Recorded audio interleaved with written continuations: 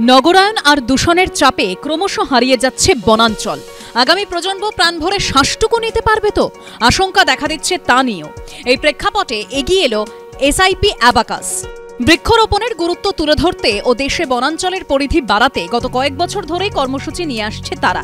এবার তাদের Miyawaki forest কর্মসূচি হলো কলকাতার সুভাষ সরোবরে। 15,000 স্কোয়ার ফুট এলাকা জুড়ে 55 রকমের প্রায় 5,000 গাছের চারা এদিন পোঁতা হয়।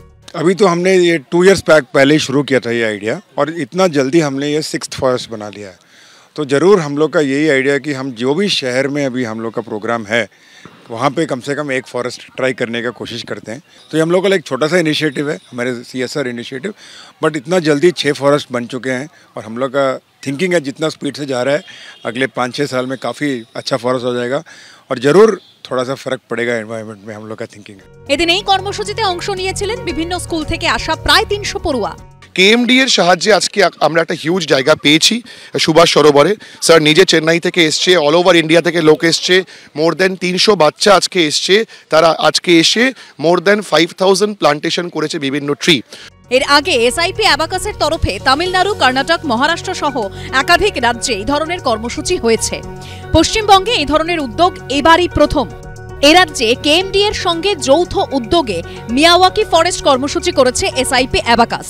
পরিবেশ দূষণ কিন্তু সভ্যতার অঙ্গ। আপনি বন্ধ করতে আটকাতে এটাকে পারবেন না, কিন্তু যেটা আপনাকে ভাবতে হবে যে কিভাবে কম সময়ের মধ্যে যে ক্ষতিটা হচ্ছে সেটাকে আমরা কমব্যাট করতে পারি। কারণ যত আপনি এগিয়ে যাবেন, আপনি তো মোবাইল ইউজ করা বন্ধ করতে পারবেন না, এসি এখন লাক্সারি নয়, এসি এখন নেসেসিটি, সেইটা বন্ধ করতে পারবেন না। যত আপনি ইলেকট্রনিক্স ইউজ করবেন আপনার কার্বন ফুটপ্রিন্ট বাড়বে। আমাদের কিন্তু ব্যাকআপ প্ল্যান থাকা উচিত যে যতটা বাড়লো ঠিক ততটা আমরা কমব্যাট করতে পারছি কিনা, that is our goal. So this Miyawaki forest will give us that kind of help and opportunity to combat in a limited way to combat this air pollution and overall environmental pollution. দেশের বিভিন্ন অংশে বনাঞ্চলের পরিমাণ বাড়ানোই এই Miyawaki forest কর্মসূচির প্রধান লক্ষ্য।